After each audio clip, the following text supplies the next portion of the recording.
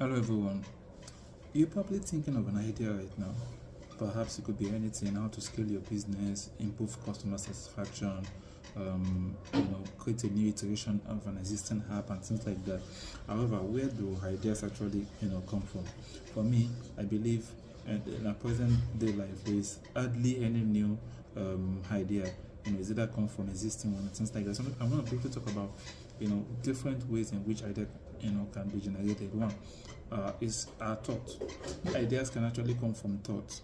For example, let's imagine people that invented the airplane, Orville and Wilbur Wright, just thought to themselves that, why can't we just create something that can fly like a bird? And then boom, we have something that we have today. The other one can be two existing solutions. So many things that we have today are not necessarily the initial thing that was created. There has been iterations of those items. For example, let's talk about cars. The present cars that we have now were not the initial ones that we had in the early 90s and things like that.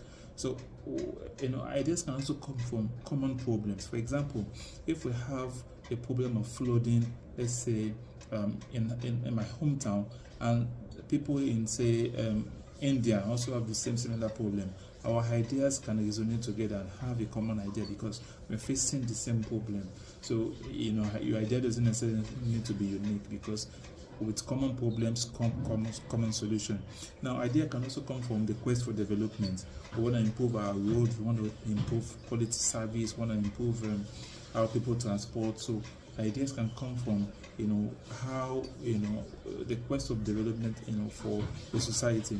And ideas can actually come from observation. For example, some of the discoveries that we've had simply come from critically observing things. For example, science students would actually know that people that discover, or the person that discovered penicillin was while doing an experiment and observed little changes.